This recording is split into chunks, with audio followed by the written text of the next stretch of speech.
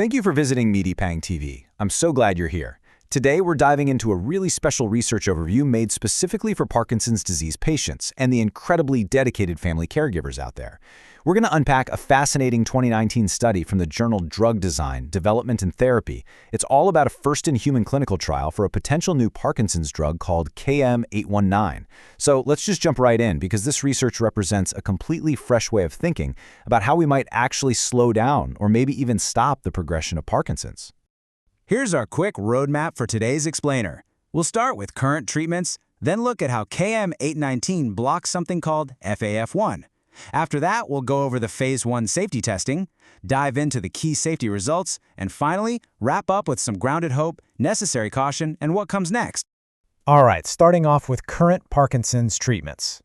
If you or someone you love is managing Parkinson's, you already know the daily realities, right? You know how heavily we rely on current medications. Right now, the standard treatments out there, like L-Dopa, are basically dopamine replacements. Since Parkinson's causes the brain to lose the neurons that produce dopamine, these drugs step in to fill that gap. And don't get me wrong, they're fantastic at temporarily managing those movement symptoms we see, the tremors, the rigidity.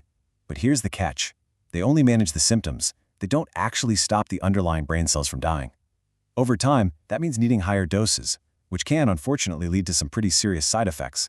But this is where KM-119 aims to flip the script. Its ultimate goal is disease modification. It's not just replacing dopamine, it's aiming for neuroprotection. It wants to actively protect those neurons and stop the disease from progressing altogether. So how exactly does it do that? Let's talk about blocking FAS-1 with KM-819. To really grasp the solution here, we've got to understand the problem down at a microscopic level. Enter a protein called FAS-1. Researchers have figured out that in the brains of people with Parkinson's, the amount of this FAS-1 protein is abnormally high, specifically in the area of the midbrain where dopamine is made. You can kind of think of FAS-1 as the biological villain in our story. When there's too much of it hanging around, it actually promotes what scientists call apoptosis. That's just a fancy word for programmed cell death. FAS-1 literally tells those precious dopamine-producing brain cells to die off. But this is where our potential hero steps in. KM-819 is this really innovative, orally active drug designed specifically to inhibit or block FAS-1. By stopping that destructive protein in its tracks, KM-819 acts as a neuroprotective shield. And, in early preclinical animal trials, researchers actually saw this work. When they introduced KM-819, it successfully protected those neurons from dying and even improved the animal's movement impairments. That incredible result gave scientists the green light for the crucial next step. Which brings us to Phase 1, testing for safety. Now, I want to address something that comes up a lot. Whenever a new trial hits the news, families understandably ask, wait, if this is a Parkinson's drug, why test it on healthy people first? Why not give it straight to the patients who need it? It's such a great question, and understanding the answer is key to understanding how medical science keeps everyone safe.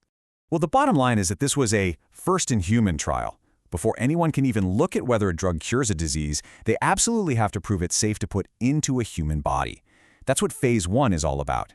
It prioritizes basic safety, tolerability, and seeing exactly how the body processes the drug. We have to know how healthy volunteers, both young adults and the elderly, absorb and clear the medicine before we can ethically give it to patients whose bodies are already fighting a tough neurodegenerative condition. And to make absolutely sure it was safe, the researchers didn't mess around. They used a super rigorous monitoring schedule.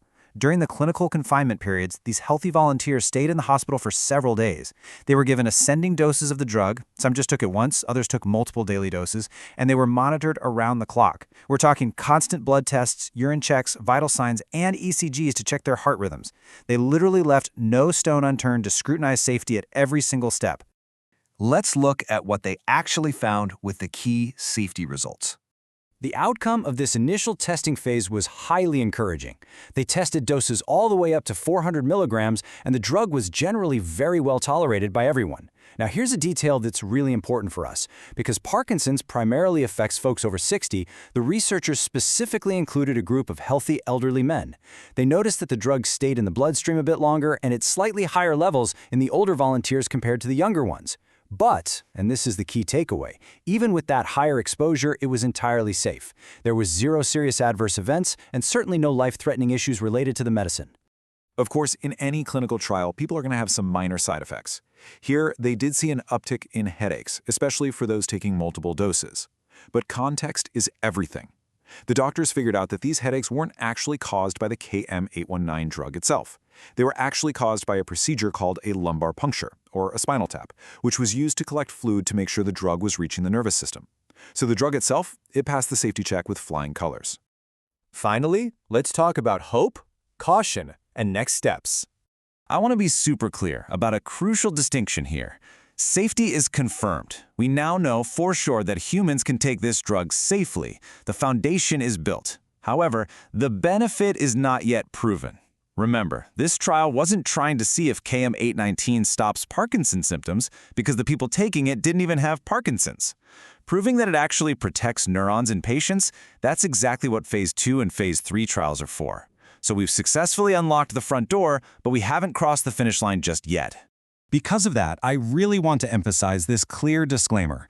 This trial does not prove the drug works for Parkinson's disease patients. Always consult your neurologist regarding treatment decisions. This explainer is all about sharing the exciting frontiers of early science with you, but it's important to remember this isn't an immediate cure you can just go pick up at the pharmacy tomorrow. Your neurologist is always your best partner in managing your care today. But hey, let's look at the incredible momentum we've got here. Step 1, confirming safety in healthy volunteers, is done and successful. And that means researchers have the green light to proceed to Step 2. Thanks to the data from this study, scientists know exactly which doses are safe to use when testing KM-819 directly on Parkinson's patients in Phase 2. That is a massive, tangible step forward in the long journey of drug development. I want to leave you with this thought to chew on. We're standing on the edge of a whole new era in medicine.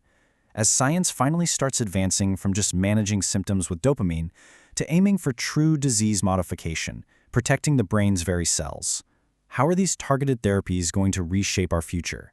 It definitely takes time, patience, and some incredibly rigorous testing, but the science is marching forward, and there is genuine reason for grounded, cautious hope. Thank you so much for visiting Midipang TV and exploring this research with me today. Keep asking those great questions, keep learning, and I'll see you in the next explainer.